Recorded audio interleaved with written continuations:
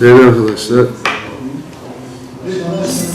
seçimde güven kazanmamızdan dolayı elbette ki ben yönetim kurulu arkadaşlarım olarak da büyük mutluluk yaşamaktayız. Her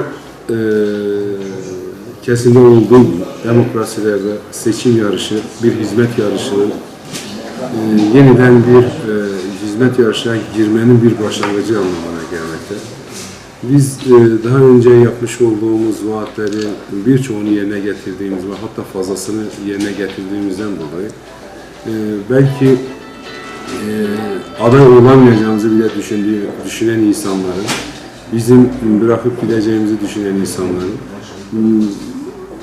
böyle olmadığını, hakikaten bizde yapmış olduğumuz sağduyulu işlerden dolayı kendi esnaf temsilcilerimize güvenerekten, yapmış olduğumuz işlere güvenerekten, halkımıza güvenerekten aday olduk.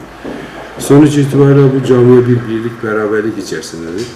Zaten kurumumuzun isminden de anlaşılacağı gibi birlik, esnaf odaları birliği, esnaf ve sanatkar odaları birliği, meslek kuruluşlarının birliği.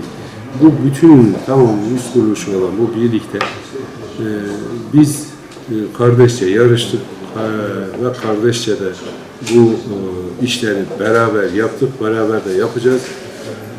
Bundan sonraki süreçlerde biz ayrım yine demeksizin bizim rakibimiz olmuş ya da yanımızda olmuş ya da bu ilçe şu ilçe demeksizin kesinlikle herkese aynı hizmeti sunmaya, esnafımızı biraz daha bilinçlendirip biraz daha kendi mevzuatı hakkında nasıl kolay iş elde edilebilir, projelerimiz, Avrupa Birliği projelerimiz, çeşitli yerlerde, KOSGEB vesaire bunların hepsini biz toparlayıp inşallah esnafımıza en üstün hizmeti vermeye çalışacağız.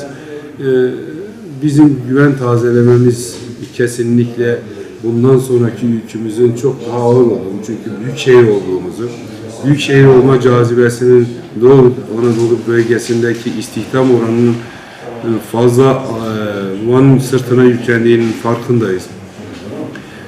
Doğu'nun gerçekten şu anda metropol kenti olan bu şehre yakışır hizmetleri inşallah hep birlikte, bütün arkadaşlarımızla birlikte, bütün yönetici arkadaşlarımızla birlikte el ele verip en güzel yerlere taşıyacağız. Ankara'daki istemlerimizi sıklaştıracağız. Sadece istemler doğrultusunda değil, bunları hayata geçirme konusunda da birlik, beraberlik içerisinde çalışacağımızdan hiç kimsenin kuşkusu olmasın.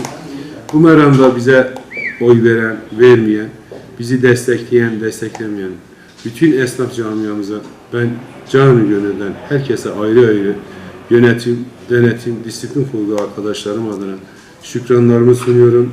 Allah memleketimize, ilimize, esnafımıza hayırlara vesile kılmasını ve bize de hayırlı işler yapmasını nasip eylesin inşallah.